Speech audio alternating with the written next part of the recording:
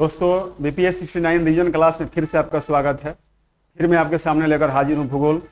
आप देखें इसको कि वन्य जीव अभयारण्य, लगभग सभी एग्जाम्स में, परीक्षाओं में वन्य जीव अभयारण्य से कभी कभी सवाल दे दिए होते हैं, तो आप इसे बिल्कुल ही मन से रिवीजन करें। तो वन्य जीव संरक्षण अधिनियम के अनुसार, ध्यान दीजिएगा, वन्य जीव संरक्षण अधिनियम के अनुसार यदि राज्य किसी विशेष क्षेत्र को जैव विविधता की दृष्टि से महत्वपूर्ण मानते हो, अर्थात जहां पर पर्याप्त जैविकीय, भू आकृतिक, जीव जंतु, वनस्पतियों आदि की बहुलता हो, उस क्षेत्र को वन्य जीव अभयारण्य घोषित किया जा सकता है। ध्यान रखिएगा, जहां पर पर्याप्त जैविकीय, भू आकृतिक, जीव जंतु, वनस्पतियों आदि की बहुलता हो, मतलब कि पूरा जीव हो, माने वनस्पति हो, जंतु हो, ऐसा भू आकृति जहां पूरा पर्वत हो, पठार हो, जंगल हो, ऐसे क्षेत्र और जीव जंतु, वनस्पति हो, सब हो, यहाँ पर वन्य जीव अभयारण्य घोषित किया जा सकता है। भारत में 551, ये आंकड़ा ऊपर नीचे हो सकता है, ऐसा नहीं पूछता है, अभयारण्य है। कुछ महत्वपूर्ण अभयारण्य इस प्रकार हैं, इसे देखिए जो महत्वपूर्ण है वो कौन कौन से हैं। तो राज्य में देखिएगा, आंध्र प्रदेश में कोरिंगा, कोलेरू, पुलिकट, नागार्जुन सागर, श्रीशैलम और प्राणहिता। तो नागार्जुन सागर, श्रीशैलम एक ही में आता है और प्राणहिता, तो ये हमारे 1, 2, 3, 4, 5 महत्वपूर्ण दिख रहे हैं आंध्र प्रदेश में। अगला है तेलंगाना, नागार्जुन सागर, श्रीशैलम, प्राणहिता, किनेर सानी। बिहार में देखिएगा तो बरेला झील, वर्तमान में सलीम अली, जुबा सहनी पक्षी बिहार से कहा गया है, भीम बांध, गौतम बुद्ध, कांवर झील, कैमूर, वाल्मीकि और विक्रमशिला, गंगा डॉल्फिन, सब क्या है, बिहार में। याद कर लीजिएगा क्योंकि बिहार का परीक्षा है। तो बरेला झील, भीम बांध, गौतम बुद्ध, कांवर झील, कैमूर, वाल्मीकि, विक्रमशिला, गंगा डॉल्फिन, ये सब बिहार के वन्य जीव अभयारण्य है। सुखना एक महत्वपूर्ण है चंडीगढ़ का, कभी कभी सवाल दे देता है। छत्तीसगढ़, छत्तीसगढ़ में है अचान कमार और सीता नदी। गोवा में भगवान महावीर और मोलेम। गुजरात में देखेंगे हम लोग तो गुजरात में ग्रेट इंडियन बस्टर्ड, याद रखिएगा, गिर वहां का पहाड़ी क्षेत्र भी है, कच्छ की खाड़ी, मोरिन, नल सरोवर, नारायण सरोवर चिंकारा के लिए, पूर्णा और जंगली गधा, वाइल्ड एस के लिए गुजरात में अभयारण्य बनाए गए हैं। हिमाचल प्रदेश, चंद्रताल, पोंग डैम झील, रेणुका। जम्मू कश्मीर में चंगथाल शीत मरुस्थल। शीत मरुस्थल का मतलब होता है कि उस प्रदेश में केवल बर्फ जमे होते हैं। कोकेरसर, सुरिनसर, मानसर, ये सब कहाँ है, जम्मू कश्मीर में है। झारखंड में देखिए डालमा, गौतम बुद्ध, हजारीबाग, पारसनाथ, पलामू, तोपचंची। कर्नाटका में डांडेली, घाट प्रभा, चिंचोली, तलाकावेरी। केरला में थडेक्कड़ पक्षी, इदुक्की, नेयार, पराम्बिकुलम, मालाबार, पेरियार, वायनाड और कुमाराकोम, ये सब यहां पर पाई जाते हैं। यहां पर देखिए जो मध्य प्रदेश में महत्वपूर्ण अभयारण्य है, तो वो हो जाएगा मध्य प्रदेश में बोरी, गांधी सागर, राष्ट्रीय चंबल, पन्ना, तातपानी, सोन घड़ियाल, ये सब मध्य प्रदेश में है। महाराष्ट्र में फनसड, बोर, कालसूबाई हरिचंद्र घाट, मेल घाट, नागजीरा पक्षी, पेनगंगा, उमरेद कारहंडला। उड़ीसा में देखेंगे हम लोग तो भीतरकनिका बहुत फेमस रहता है, चिल्का, गहीर माथा, मैरीन है ये, नंदन कानन, सतकोशीय गार्ज, सिमलीपाल, ये सब उड़ीसा का ही पूछते रहता है। पंजाब में हरिके झील है, पंजाबी से मैं चर्चा में है लेकर के, तो इसको जरूर देखिएगा। राजस्थान माउंट आबू, सरिस्का, जवाहर सागर, राष्ट्रीय चंबल, वन विहार। तमिलनाडु में है कोडाई कनाल, नेलई, पॉइंट कैलीमर, पुलिकट झील, सत्यमंगलम, कलकड, इंदिरा गांधी, अन्नामलाई और वेदांथंगल, ये सब तमिलनाडु में है। उत्तर प्रदेश में देखें तो बखीरा, कैमूर, महावीर स्वामी, राष्ट्रीय चंबल, ओखला पक्षी, पटना पक्षी विहार।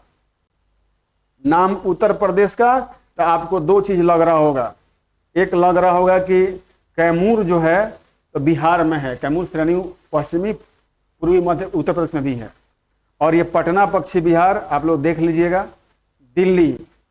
और सोला घाटी इंदिरा प्रियदर्शनी के नाम पे है।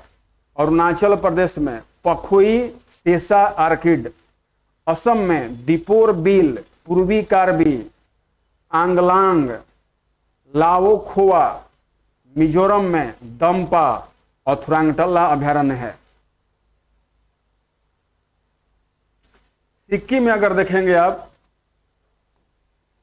तो किताम और पंगोलखा, सिक्किम में है किताम और पंगोलखा। त्रिपुरा में गुमटी याद रखिएगा, छोटा सा होता है, त्रिपुरा भी छोटा सा है, गुमटी और सिपाही जाला। नागालैंड में फाकिम और उत्तराखंड में केदारनाथ अभयारण्य बनाए गए हैं। तो आपसे सवाल कभी कभी दे देता है। यहाँ पर लिखा है कि बाघ परियोजना के बारे में दो शब्द जान लीजिए, तो हम लोग भी जान लेते हैं। टाइगर शब्द की उत्पत्ति ग्रीक भाषा के टिग्री शब्द से हुई है। किससे हुई है? टिग्री शब्द से हुई है, जो पर्शियन शब्द है। एनिमल प्लेनेट द्वारा किए गए सर्वे के अनुसार बाघ विश्व का सबसे पसंदीदा जानवर है और 1969 में अंतर्राष्ट्रीय प्रकृति और प्राकृतिक संरक्षण संघ IUCN के 10वें अधिवेशन में यह निर्णय लिया गया कि उसके बाघ के संवर्धन के लिए 1 अप्रैल 1973 को जिम कार्बेट राष्ट्रीय उद्यान में बाघ परियोजना की शुरुआत की। इसके लिए विश्व वन्य जीव कोष WWF से सहायता प्राप्त हो रही है। वर्तमान में देश के 18 राज्यों में कितना हो गया? 54 बाघ जीव अभयारण्य उद्यान है। तो इस तरह से आप लोग बाघ जीव अभयारण्य, हाथी वगैरह सब लोग देखते रहिएगा, सवाल इसे डाल देता है। देखिए, अब ये जो टॉपिक आप मेरे सामने देख रहे हैं, भारत के प्रमुख नदियां एवं बांध। तो प्रमुख नदी भी आप इस मैप पे देख सकते हैं और नदी से सवाल एक हमेशा रहता है। नदी का उद्गम क्या है, कौन उसकी सहायक नदी है, ये बिल्कुल ही आपको आज ही जब क्लास कर रहे हैं उसके बाद बिल्कुल आप देख लें कि कौन नदी का उद्गम क्षेत्र कहाँ है, कहाँ से निकलती है, किन राज्यों से गुजरती है। सवाल इससे एक रहता है। यहाँ पर दिया गया है सवाल कि प्रमुख नदियां और बांध, किस नदी पर कौन सा बांध है। तो इसको बिल्कुल ही आप लोग एक मैप पे याद करके देखें। इस मैप से आपको उतनी नहीं हो जाएगी, लेकिन देखिए कुछ मोटा मोटी मैं आपको बता देता हूं। और लोग नीचे से देखें तो मेटूर बांध किस नदी पर है? अगर हम लोग पहले निचला भारत खत्म कर लें, मेटूर बांध कहां पर है? कावेरी नदी पर। मेटूर बांध कहां है? कावेरी पर। आप देख सकते हैं कावेरी पर है। और यहां पर एक पेरियार बांध दिखाया जा रहा है जो वैंगाई नदी है। वैंगाई नदी पर क्या है? पेरियार बांध। तो इस तरह को आप लोग देखिएगा। तुंगभद्रा जो बांध है तुंगभद्रा नदी पर है। कोयना जो महाराष्ट्र में है वह कृष्णा की ही शाखा पर है। कोयना एक नदी भी है जो कृष्णा की सहायक नदी है। तो कृष्णा की सहायक नदी कोयना पर कोयना बांध बनाया गया। और यही तुंगभद्रा पर आगे देखेंगे इस प्रकार इसकी नदी है तो नागार्जुन सागर है। तो इस तरह से आप एक पूरा मैप क्लियर करेंगे। जैसे महानदी पर क्या है? हीराकुंड बांध है। नदी पर क्या है? हीराकुंड बांध है। तो यह पर मैथन बांध, पंचेत बांध, तिलैया बांध। तो इस तरह सारे जो आप बांध हैं वो आप बिल्कुल ही एक लाइन में उसको पढ़ के याद करें। इस मैप से थोड़ा सा आपको कंफ्यूजन होगा। तो मतलब यह है कि प्रमुख नदी पर कौन बांध बने हुए हैं, इसे आप जरूर देखें, अपने रिवीजन में इसको डालें। अब देखिए, भारतीय नदी प्रणाली को थोड़ा समझ लें हम लोग। नदी प्रणाली क्या है? इस मैप से आपको स्पष्ट हो जाएगा कि भारत की नदी प्रणाली को हम लोग मोटा मोटी पहला एक बांटते हैं हिमालयी नदी और दूसरा बांटते हैं प्रायद्वीपीय नदी। अब हिमालय नदी से निकलने वाले जो तंत्र हैं आप देखिए, पहला है सिंधु नदी तंत्र। पहला क्या है? सिंधु तंत्र। दूसरा है गंगा नदी तंत्र और तीसरा है ब्रह्मपुत्र नदी तंत्र। अब यहां पर देखेंगे हम लोग तो सिंधु, गंगा और ब्रह्मपुत्र हिमालय से निकलने वाली तीन महत्वपूर्ण नदियां हैं और इनका अपना अलग अपवाह क्षेत्र है। तो इन नदियों का उद्गम क्या है, इसके मुहाने कहाँ हैं, इसके सहायक नदियां क्या हैं, सब आपको याद करने की आवश्यकता है। प्रायद्वीपीय नदी को हम लोग देखेंगे तो इसको दो भागों में बांटा गया है। पहला बांटा गया है पश्चिमी घाट पर्वत में उद्गम और दूसरा बांटा गया है सह्याद्री या विंध्यन श्रेणी से उद्गम। तो अब देखेंगे पश्चिमी घाट से कौन कौन है। तो पश्चिमी घाट से हमारी जो नदी निकलती है वो है कृष्णा, गोदावरी, कावेरी और पेनार। याद रखिएगा, डायरेक्ट पश्चिमी घाट से यहाँ चार नदियों का, कृष्णा का, गोदावरी का, कावेरी नदी का और पेनार नदी तंत्र यहाँ से निकला हुआ है। और विंध्यन श्रेणी से अगर हम लोग देखेंगे तो इससे महानदी, नर्मदा और ताप्ती। तो विंध्यन श्रेणी में जो अमरकंटक है, अमरकंटक है, तो अमरकंटक से ही ये तीन महत्वपूर्ण नदियों का क्या होता है, उद्गम क्षेत्र आता है। और अमरकंटक में एक बड़ा झील है जहां पर ग्राउंड लेवल से, ग्राउंड से ऊपर उत्वेलित जल जो होती है, अपवेलित जल, उससे इसका निर्माण होता है। साथ में वर्षा के भी जल होता है। तो आप भारतीय नदी प्रायद्वीप को दो भागों में, हिमालय नदी, प्रायद्वीपीय नदी। और प्रायद्वीपीय नदी में जो पश्चिमी घाट पर्वत से निकलती हैं, जैसे कृष्णा है, गोदावरी है, कावेरी है, पेनार है, इनमें भी लगभग सालों भर जल रहता ही रहता है, कम बेसी। लेकिन हिमालय की नदियां में सदा नीरा कहा जाता है क्योंकि इसमें सालों भर पर्याप्त जल रहता है। इनमें जल तो होता है कृष्णा, गोदावरी, कावेरी में, लेकिन पर्याप्त नहीं होते, कम पड़ जाते हैं। लेकिन हिमालय तंत्र के नदियों में सालों भर बारहमासी जल भरे होते हैं। हिमालय नदी तंत्र की जो नदियां हैं अपने साथ सेडिमेंट लाती हैं और हिमालय की नदियां लंबी भी हैं। तो जब ये सेडिमेंट लाती हैं तो अपने साथ जलोढ़ मैदान या बाढ़ के मैदान का निर्माण करती है। जैसे असम का मैदान देखिए, अपर गंगा प्लेन देखिए, मध्य Ganga plain, lower Ganga plain, Sindhu का मैदान जो पाकिस्तान तक पहुंचा हुआ है, ये सारे हिमालय से निकलने जो नदियां हैं यह बड़े मैदानी भागों का निर्माण की हैं। बांग्लादेश, भारत और पाकिस्तान में इसका बहुत बड़ा क्षेत्र है।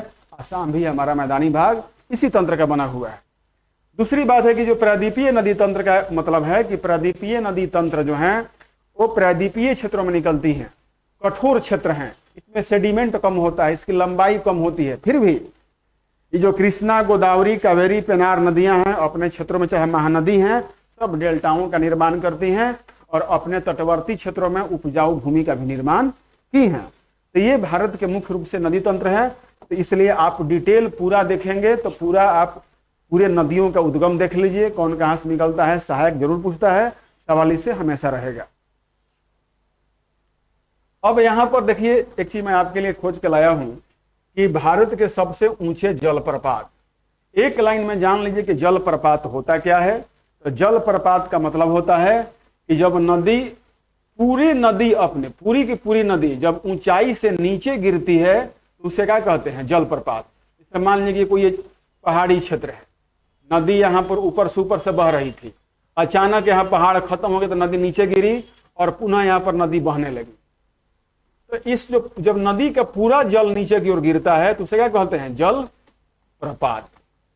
जल प्रपात। तो एक लाइन में अगर हम लोग फिगर बनाना होगा तो इस प्रकार की जो संरचना होती है स्थल पर ऐसी, तो यहां से जब नदी नीचे गिरती है यही क्या होता है, जल प्रपात। अब हम लोग जाते हैं कुछ प्रमुख जल प्रपात के बारे में, कौन कहाँ है, कैसी क्या है। अगर देखेंगे आप तो पहला है कुचिकल जलप्रपात, ऊंचाई है 455 मीटर, शिमोगा कर्नाटका में है। बारेही पानी 399 मीटर, मयूरभंज ओडिशा में है। लौंग सियांग 337 मीटर, पश्चिमी खासी पहाड़ी मेघालय में है। नोहका लिकाई 335 मीटर, पूर्वी खासी पहाड़ी मेघालय में है। नोह संबंगी थियांग 315 मीटर, पूर्वी खासी पहाड़ी मेघालय में है। दूध सागर 310 मीटर, कर्नाटक गोवा में है। किमरेम 305 मीटर पूर्वी खासी पहाड़ी मेघालय में है। और मिनमुट्टी जो है 300 है, वायनाड केरला में है। तो ये सारे जलप्रपात आप कुछ महत्वपूर्ण देख रहे हैं।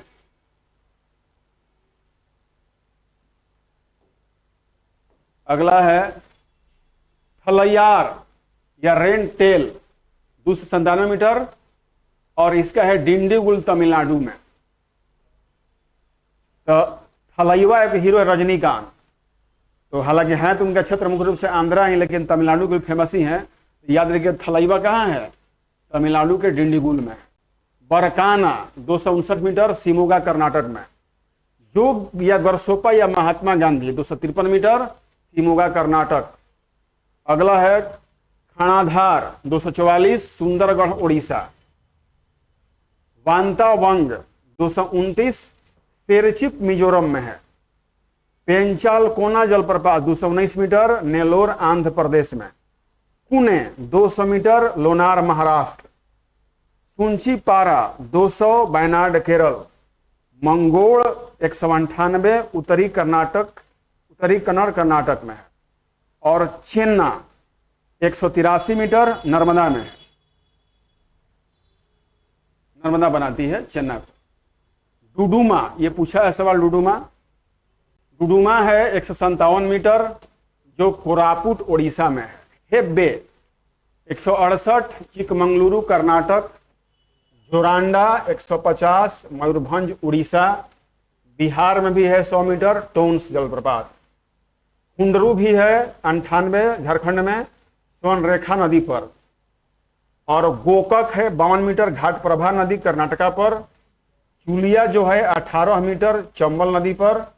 चुनासा है 12 मीटर, चंबल नदी पर। शिव समुद्रम 90 है, कावेरी कर्नाटक में, कावेरी नदी कर्नाटक में। और कपिल धारा 30 मीटर, नर्मदा नदी पर, मध्य प्रदेश में। और पैकारा 61 मीटर, नीलगिरी क्षेत्र में। ये भी प्रमुख जलप्रपात हैं।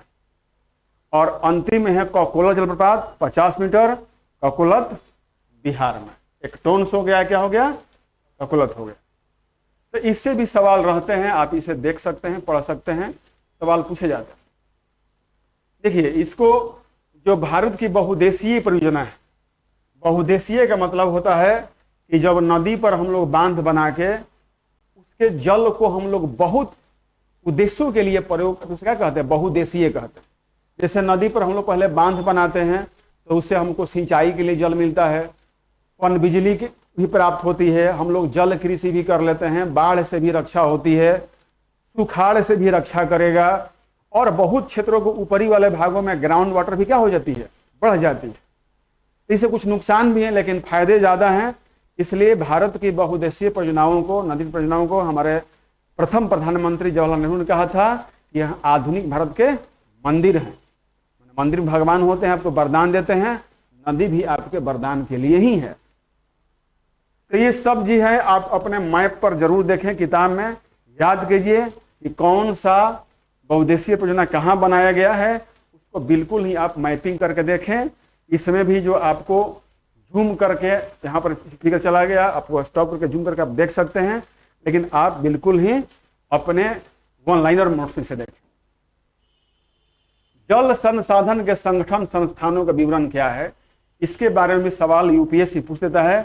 बिहार भी पता नहीं कि इस बार नया तरह से क्वेश्चन ला रहा है, बच्चों को डरा रहा है, तो थोड़ा सा मैं इसमें आपको हेल्प कर दूं। इसमें देख लीजिए क्या है कि जल संसाधन के संगठन और संस्थानों के विवरण कहाँ पर क्या है। इसे केंद्रीय जल तथा विद्युत अनुसंधान केंद्र कहाँ है। स्थापना 1916 में खड़गवासला पुणे में किया गया था। विवरण जल और ऊर्जा संसाधन विकास, जल परिवहन जैसे क्षेत्रों में विभिन्न प्रकार की परियोजनाओं के लिए व्यापक अनुसंधान और सहायता उपलब्ध कराता है। केंद्रीय जल और विद्युत अनुसंधान केंद्र कहां पर है जी, खड़गवासला पुणे में। बांध सागर नियंत्रण बोर्ड कहां पर है, तो रीवा मध्य प्रदेश में है। 1976 में बनाया गया था। यह मध्य प्रदेश, उत्तर प्रदेश और बिहार के, जिसको झारखंड कहिए, मुख्य से सरकारों के मध्य एक नियंत्रण बोर्ड है, जिसका उद्देश्य सोन नदी पर बांध सागर परियोजना को कारगर ढंग से शीघ्र पूरा करना है। तो ये जो बनाया गया था मध्य प्रदेश, उत्तर प्रदेश, उस समय संयुक्त बिहार था, तो उस समय बाण सागर नियंत्रण बोर्ड बनाया गया था। आज बाण सागर नियंत्रण बोर्ड झारखंड को भी देखता है, याद रखिएगा। अगला है गंगा बाढ़ नियंत्रण आयोग बनाया गया कब? 1972 में। कहां बना है इसका? पटना बिहार में। गंगा बाढ़ नियंत्रण आयोग कहां है? पटना बिहार में। बहुत लोग मार देंगे लखनऊ मार देंगे। तो गंगा के उपथाले में नदी प्रणालियों के माने बिहार में जितने भी यह बाढ़ नियंत्रण काम के लिए हैं, उपथाले में जहां पानी लगते हैं वहां का यह नियंत्रण काम देखता है। अगला है बेतवा नदी बोर्ड। बेतवा नदी बोर्ड जो है, बेतवा नदी बोर्ड 1976 में झांसी उत्तर प्रदेश में बनाया गया। मध्य प्रदेश और उत्तर प्रदेश के संयुक्त उद्यम राजघाट बांध का नाम बदलकर रानी लक्ष्मीबाई के नाम पर रखा गया है। रानी लक्ष्मीबाई सागर बांध कहां है जी? झांसी में। राष्ट्रीय जल विज्ञान संस्थान बनाया गया 1978 में, रुड़की उत्तराखंड में है। जल विज्ञान के सभी पहलुओं में व्यवस्थित और वैज्ञानिक कार्य प्रारंभ करना, उन्हें बढ़ावा देना और उनमें समन्वय स्थापित करने का काम कौन करता है? राष्ट्रीय जल विज्ञान संस्थान रुड़की उत्तराखंड में है, 1978 में बनाया गया था। राष्ट्रीय जल विकास एजेंसी 1982 में कहां बनाया गया? दिल्ली में। जल विज्ञान के सभी पहलुओं में व्यवस्थित और वैज्ञानिक कार्य शुरू करना, उन्हें बढ़ावा देना और उनमें समन्वय स्थापित करना है। ध्यान दीजिए, राष्ट्रीय जल विकास एजेंसी दिल्ली में है। दिल्ली की एक बहुत बड़ी आबादी जो केजरीवाल मुख्यमंत्री को वोट देती है, उन्हीं को पानी का घोर कमी है, टैंकरों से पानी पीते हैं। इसी को बोलते हैं दीपक तले अंधेरा। तुंगभद्रा बोर्ड 1953 में ही बनाया गया था, बेलारी कर्नाटक में। तुंगभद्रा परियोजना को पूरा करना और इसका संचालन एवं रखरखाव करना, बोर्ड को तुंगभद्रा परियोजना के उस हिस्से को पूरा करने का दायित्व सौंपा गया जो कर्नाटक और आंध्र प्रदेश का साझा हिस्सा। तो इस सब से भी सवाल यूपीएससी देते हैं। बीपीएससी भी अब अपना रहा है यूपीएससी को, तो आप लोग इसका जरूर पर्यवेक्षण करें और एक बार देखें अपने बुक्स में। राष्ट्रीय जल परियोजना नदी जोड़ो सवाल जरूर एक रहता है। यहां पर आप मैप पे देख सकते हैं कि किन किन नदियों को जोड़ा जा रहा है, तो इससे आप बिल्कुल ही सवाल आते हैं। मैप पे तो आपको कंफ्यूजन होगा, लेकिन अगर यहां पर देखा गया है तो यहां पर देखिए कि किस प्रकार कौन कौन नदियों को जोड़ा गया है, यहां से आपको स्पष्ट हो जाएगा। इसे कोसी और मेची नदी को जोड़ा गया। कहां जोड़ा गया है? बिहार में। कोसी घाघरा को, गंडक को गंगा को, घाघरा यमुना को, शारदा यमुना, यमुना राजस्थान, राजस्थान साबरमती, चुनार सोन बैराज, सोन बांध, गंगा का दक्षिणी सहायक भाग जोड़ा गया। ब्रह्मपुत्र गंगा को जोड़ा गया। MSTG इसका नाम दिया गया है। ब्रह्मपुत्र गंगा JTF-LT माने 2 जगहों पे। फरक्का सुंदरवन को जोड़ा गया है। गंगा दामोदर सुवर्ण रेखा, सुवर्ण रेखा महानदी को, महानदी गोदावरी को और गोदावरी कृष्णा को जोड़ा गया। आज कर्नाटका बंद है। इसलिए बंद है, कावेरी जल विवाद को लेकर के बंद है कर्नाटका। बीजेपी ने हवा दे रखी, ऑपोजिशन में है। गोदावरी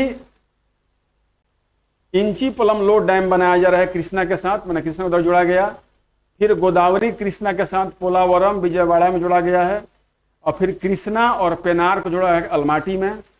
फिर कृष्णा और पेनार को श्रीशैलम में।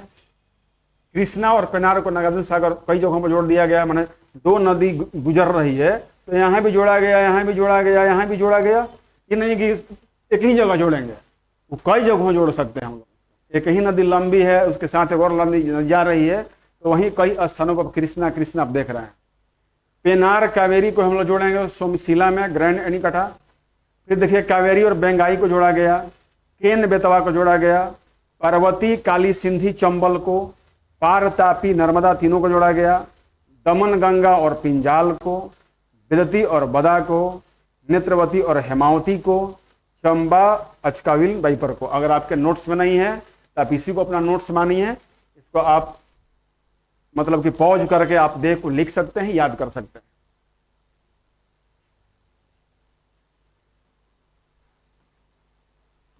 मैप पर दिया गया है कहां कहां जोड़ा गया है। जहां जहां नंबर से 2 कोसी को किसे में जिसके से जोड़ा गया है, किन जगहों पर जोड़ा गया है, तो इन सबको आप लोग मैप पर देख सकते हैं। मैप भी आप इसको स्पष्ट देख रहे हैं, इसको भी आप लोग एक बार जूम करके आप अपने अपने सिस्टम में देख सकते हैं।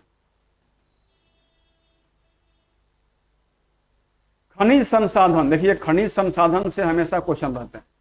मैं यहाँ खनिजों का वर्गीकरण नहीं पढ़ाऊंगा, बस इतना ही मैं आपको बता रहा हूँ, क्योंकि जो विद्यार्थी मुझे देख रहे हैं ये जान लीजिए कि आपके बीपीएससी रिवीजन और गेस्ट क्वेश्चन है।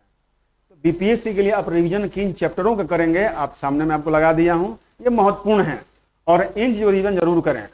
एक लाइन में देखा जाएगा तो खनिज पृथ्वी में प्राकृतिक रूप से निर्मित होने वाले पदार्थ हैं, प्राय ठोस अकार्बनिक रवेदार संरचना वाले सजातीय पदार्थ हैं जिनकी एक निश्चित रासायनिक जो होता है। देखिए यहाँ पर सजातीय लिखा है, तो अगर लोहा का खनिज होगा तो उसमें जस्ता थोड़े घुस जाएगा, तो सजातीय इसीलिए कहा गया है। लोहा का अलग हेमेटाइट होगा, एल्युमिनियम का अलग बक्साइट होगा, कॉपर का अलग क्यूपराइट होगा, तो आप इसको अलग अलग देखते अपने ही जात का होगा, उसी को क्या बोलते हैं, खनिज संपदा बोलते हैं। अब खनिजों में देखिएगा यहाँ पर तो धात्विक खनिज, अधात्विक खनिज, जो बच्चों को परिभाषा नहीं मालूम है देख सकता है कि धात्विक खनिज वे खनिज हैं जिन्हें गलाने से धातु प्राप्त किया जा सकता है, जैसे लोहा, बक्साइट, टीन, मैग्नीज, तांबा प्रमुख उदाहरण है। आग्नेय चट्टानों में तस मिलते हैं। हम लोग धात्विक याद करते थे बचपन में कि हथौड़ी से पीटने पर लंबा हो जाएगा, आवाज आएगा, चमक आएगी, इसे हम लोग पढ़ते थे, इसे हम लोग तार बना सकते थे।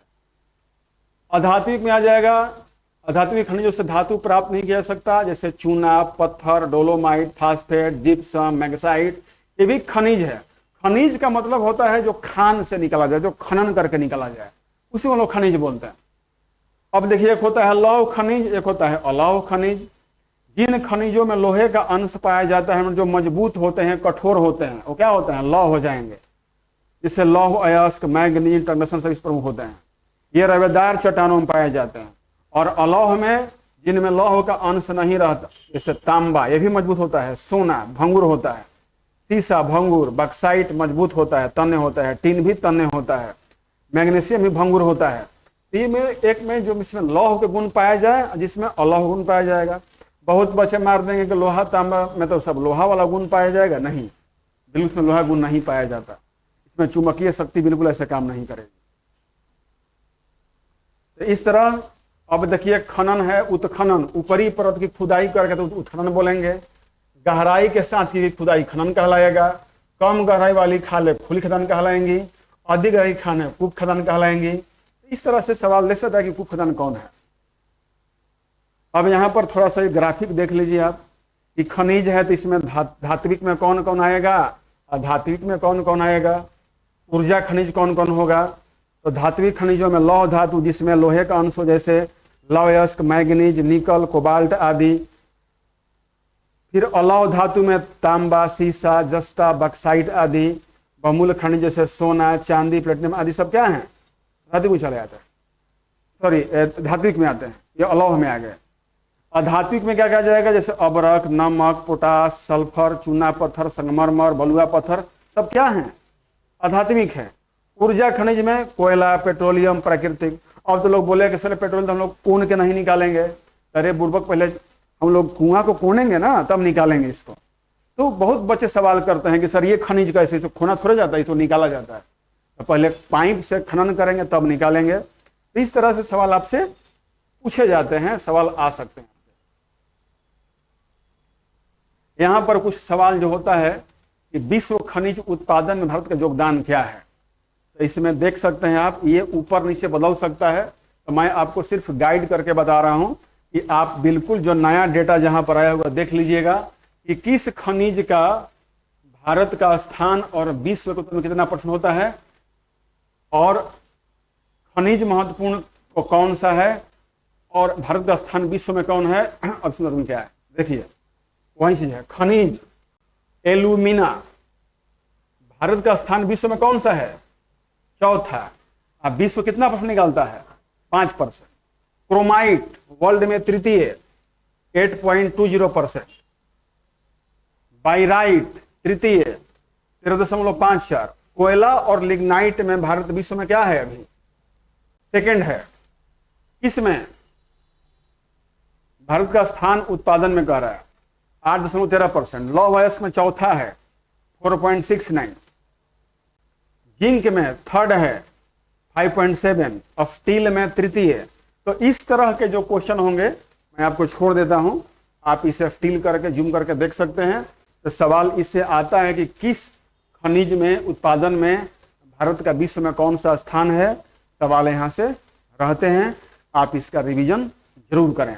जैसे कुछ महत्वपूर्ण मैं बताता हूं आपको। जैसे देखिए, एल्युमिनियम में विश्व कौन सा स्थान है, 5वां है।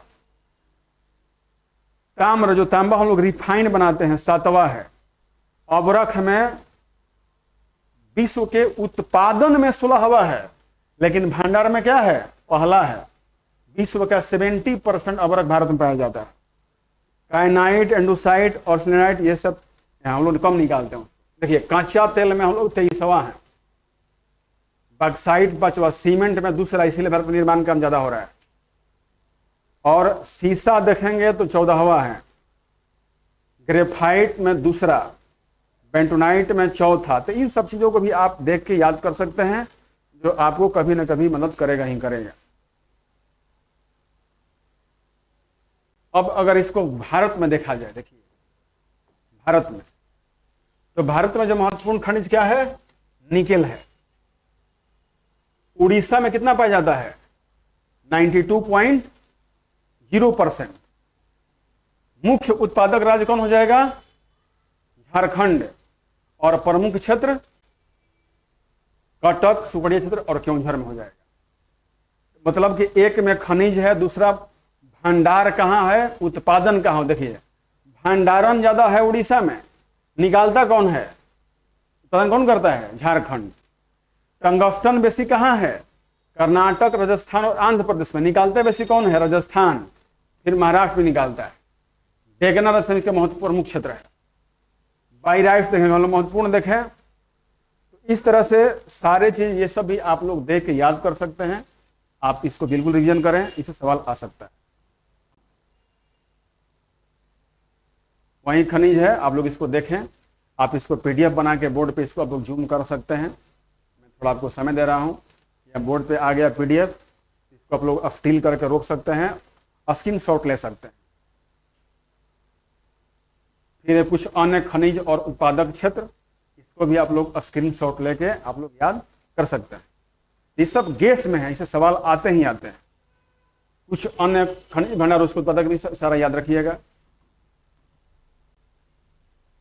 ऊर्जा संसाधन, आज पूरे दुनिया के लिए विश्व में जो सबसे बड़ी युद्ध क्या है, ऊर्जा होती है। बिना ऊर्जा का आप सुबह सुबह ना नाश्ता कर पाएंगे, ना भोजन कर पाएंगे, ना बाथरूम में आपको पानी मिलेगा। इसलिए ऊर्जा संसाधन पर सबसे अधिक जोर दिया जा रहा है। इसमें आप देखेंगे कि ऊर्जा सभी जैविक, पारिस्थितिकी और सभी मानवीय क्रियाकलापों के सम्यक संचालन के लिए आवश्यक है। दैनिक जीवन में ऊर्जा का उपयोग खाना पकाने, रोशनी, ताप के लिए, गाड़ियों, उद्योगों, मशीनों चलाने आदमी किया जा सकता है। सूर्य ऊर्जा का सबसे बड़ा स्रोत है। अगर डायरेक्ट कितना भी घुमाए आपको बीपीएससी, ऊर्जा का सबसे बड़ा स्रोत कौन है, आधुनिक स्रोत कौन है, तो सूर्य ही है, जो पृथ्वी और निवास करने वाले प्राणियों के विविध कार्यों और क्रियाओं के लिए संचालित में मदद करता है। ऊर्जा का उत्पादन विभिन्न खनिज जैसे कोयला, पेट्रोलियम, प्राकृतिक गैस, यूरेनियम से हम लोग क्या करते हैं, विद्युत बनाते हैं। तो ये सब कृत्रिम है, लेकिन जो सूर्य ऊर्जा है वह नवीकरणीय है, कभी खत्म नहीं होने वाला है, और वही हमारे पृथ्वी पर ऊर्जा सबसे बड़ा क्या है, स्रोत है। अब यहां पर देखिए कि कोयला, पेट्रोलियम और प्राकृतिक गैस को हम लोग संयुक्त रूप से क्या बोलते हैं, जीवाश्म ईंधन। मतलब कि जो जीवों से प्राप्त हो जाए। कोयला कहां से मिलती है, लकड़ी से, वो भी जीव है। और आप देखें कि प्राकृतिक गैस और पेट्रोलियम किनते हैं, हाइड्रोकार्बन से, जो हड्डियों से प्राप्त होते हैं। समुद्रों में बड़े बड़े जीव जंतु जब मर के नीचे तली में दब जाते हैं तो उससे हाइड्रोकार्बन बनता है। मतलब कि हड्डी का चारकोल, हड्डी का कीचड़, तो हड्डी का गला हुआ कीचड़ में जब हाइड्रोकार्बन आ जाएंगे, उसी को तो हम लोग क्रूड ऑयल के रूप में ऊपर निकालते हैं। उसमें कुछ प्रकार के शैवाल भी होते हैं जो सड़ गल जाते हैं, और उसी के ऊपर जब गैस फॉर्म होता है तो उसे हम लोग प्राकृतिक गैस कह दिए। तो हाइड्रोकार्बन है वही पेट्रोलियम है, उसी से प्राकृतिक गैस बनेगा, उसी से प्राकृतिक तेल बनेगा। अब यहां पर देखेंगे, थोड़ा सा हम लोग समझने लायक बात है कि ऊर्जा संसाधन के हम लोग दो भागों में बांट दिए।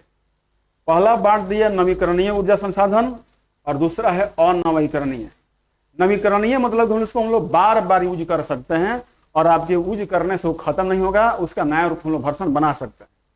जैसे सौर ऊर्जा नवीकरणीय है, पवन ऊर्जा नवीकरणीय है, जल विद्युत माने हाइड्रोइलेक्ट्रिक नवीकरणीय है, बायोगैस जो हम लोग गोबर से बनाते हैं मल मूत्र से वो नवीकरणीय है, भूतापीय ऊर्जा नवीकरणीय है, कचरे से नवीकरणीय है, ज्वारीय ऊर्जा नवीकरणीय, सारे के सारे आपके नवीकरणीय हैं। अब अनवीकरणीय जो एक बार इस्तेमाल करने पर खत्म हो जाएंगे और ये पृथ्वी से ही खत्म हो जाएंगे, आपको दोबारा नहीं दे पाएंगे, तो दोबारा नया नहीं हो पाते हैं। जैसे कोयला है, पेट्रोलियम है, प्राकृतिक गैस है, परमाणु ऊर्जा है और सेल गैस भी। चट्टानों के बीच में जो गैस पाया जाता है उसको सेल गैस कहा जाता है। तो ये सारे के सारे क्या हैं? अनवीकरणीय ऊर्जा संसाधन है जो खत्म हो जाएंगे। इसको हम लोग ऊर्जा का अक्षय स्रोत भी बोलते हैं, जो खत्म नहीं होगा। और ऊर्जा के यही आधुनिक स्रोत हैं, क्योंकि आधुनिक स्रोत तो हमारा परमाणु ऊर्जा भी है, लेकिन परमाणु ऊर्जा तो हम लोग प्राप्त करते हैं भट्टी से, लेकिन सूर्य ऊर्जा को प्राप्त करने के लिए भी कई प्रकार के प्रयोग किए जा रहे हैं। सिर्फ जो हमारा सोलर बैटरी और जो सोलर पैनल है उससे भी कई प्रकार की एनर्जी बनाई जा रही है और अलग अलग इसमें इस्तेमाल किया जा सकता है। तो इस प्रकार आप देखेंगे कि ऊर्जा के जितने स्रोत हैं, कोयला कितना कहाँ है, पेट्रोलियम कहाँ है, इससे भी सवाल आ सकते हैं। आपको रिवीजन एक बार इसको करना चाहिए। भारत में परमाणु ऊर्जा के जो प्रमुख क्षेत्र हैं उनको भी देखना चाहिए, सवाल उससे रहते हैं। इससे भारत के जो परमाणु ऊर्जा के स्रोत हैं आप देखेंगे तो यहाँ पे इस इलाके में माकूम, डिगबोई, नहरकटिया, नजीरा, जजी, शिवसागर, मोरान, एक बड़ा क्षेत्र है पूर्वोत्तर में। अगर यहाँ पर देखेंगे कोल बेल्ट में तो बोकारो, सिंगरौनी, झरिया, रानीगंज, सॉरी ये सब परंपरागत ऊर्जा स्रोत है, मैं गलत बोल दिया, परंपरागत ऊर्जा स्रोत हैं जो कोयला के क्षेत्र हैं। परंपरागत सब यहाँ से कोयला निकल जाता है। यहाँ पर देखेंगे हम लोग तो बोकारो, सिंगरौनी, कोरबा, झरिया, रानीगंज, यहाँ से कोयला के महत्वपूर्ण क्षेत्र है। फिर कृष्णा गोदावरी बेसिन में भी पाए जाते हैं, पेट्रोलियम पाया गया है। नेवली में भी लिग्नाइट कोयला पाया जाता है। मुंबई हाई से हम लोग पेट्रोल निकालते हैं। अंकलेश्वर है, हजीरा है, झाबुआ है, कलोल है, इन सभी क्षेत्रों से हम लोग क्या निकालते हैं? पेट्रोलियम और गैस के बड़े भंडार पाए जाते हैं। देखिए यहाँ पर मैपिंग में दिया गया है, इंडेक्स दिया गया है। कोयला खान, तेल क्षेत्र, मुख्य प्राकृतिक गैस पाइपलाइन, ये सारे इनसे आप टच कर सकते हैं। जैसे देखिए कोयला खानों के दिया गया है, ये कोयला खानों जो काला काला दिया गया है, तो आप इसको भी जूमिंग करके मैप को अपटील करके आप स्क्रीनशॉट ले सकते हैं, नहीं तो अगर आपके पास स्रोत देख सकते हैं। देखिए यहाँ पर सारे ये क्षेत्र अलग अलग है। यहाँ पर जो एफ्टार बना है ये तेल क्षेत्र है, जितने भी अफ्तार वाले हैं सब तेल क्षेत्र है, सब तेल क्षेत्र है। और ये सब क्या है? कोयला क्षेत्र है। तो यहाँ पर देखिए माकूम, डिगबोई, नहरकटिया, सब क्या है? ये सब तेल है, लेकिन यहीं पर माकूम क्या है? कोयला है। माकूम कोयला क्षेत्र, डिगबोई तेल क्षेत्र, मोरान तेल क्षेत्र, नहरकटिया तेल क्षेत्र, नजीरा जो है वो कोयला क्षेत्र और जजी क्या है? कोयला क्षेत्र है। इसको आप लोग मैप से देख सकते हैं, जूम करके इसको पढ़ सकते हैं। भारत के परमाणु संयंत्र, भारत के परमाणु संयंत्र से क्वेश्चन आते हैं, कौन कहां पर है इसको मैप से बिल्कुल आप देख लीजिए। मैप को अगर थोड़ा सा हम जूम करके देखें परिचय देख सकते हैं। तो अगर आप देखा जाए तो मध्य प्रदेश में देखिए, सॉरी राजस्थान में देखिए, राजस्थान में 1x1 मतलब कि एक ही है 100 मेगावाट का रावत भट्टा में, फिर दूसरा है एक है 200 मेगावाट का, फिर 220 मेगावाट का 4 है और 700 मेगावाट का 2 प्लांट लगाया गया। टोटल देखते राजस्थान में 1, 1, 2, 4, 6 और 2, 8 जो हमारा परमाणु कार्यक्रम कहाँ है? राजस्थान में। राजस्थान में। हरियाणा में क्या है? फतेहाबाद। हरियाणा में दिया है फतेहाबाद। 700 मेगावाट के यहाँ पर 4 संयंत्र लगाए गए। कितने मेगावाट के? 700 मेगावाट के 4 संयंत्र लगाए गए।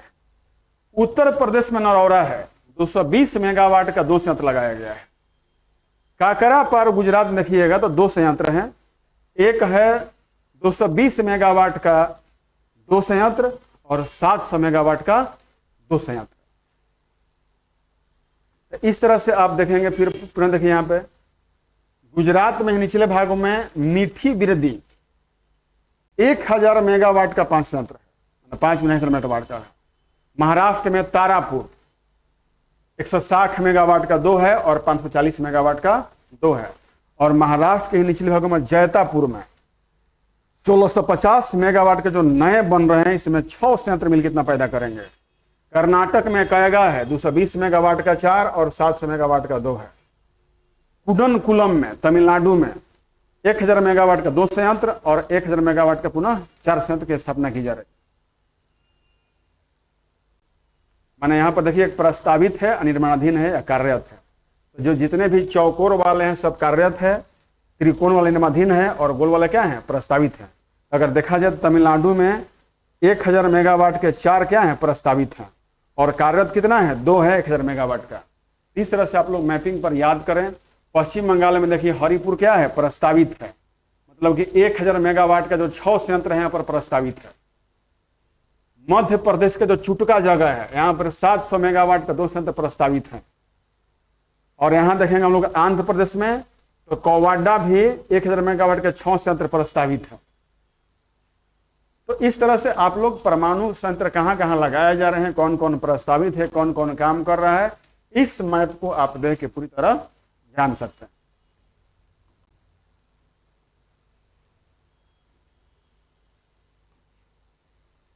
भूमिगत ताप के उपयोग का पहला सफल प्रयास 1890 में बोएजे शहर इडाहो यूएसए में हुआ था, जहां आसपास के भवनों को ताप देने के लिए गर्म जल के पाइपों का जल तंत्र बनाया गया था। यह तंत्र अभी भी काम कर रहा है। मतलब कि जो भूतापीय ऊर्जा है, जो हमारा भूतापीय ऊर्जा क्षेत्र है, इसे जमीन के अंदर को गर्मी को हम लोग क्या करते हैं, बाहर निकाल के उसे यूज करते हैं। गर्म जल से जब जलवाष्प बनेगा तो उससे हम टरबाइन चला सकते हैं और बिजली बना सकते हैं।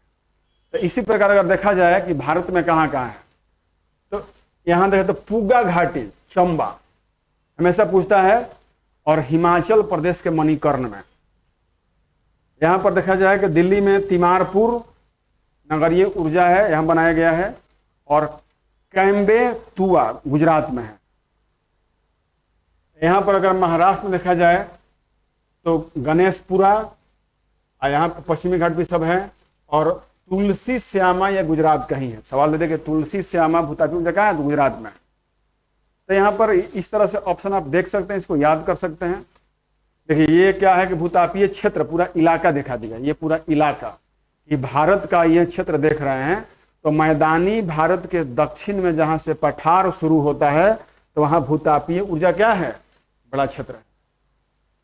पुनः अरुणाचल प्रदेश भी भूतापीय ऊर्जा क्या है, बड़ा क्षेत्र है।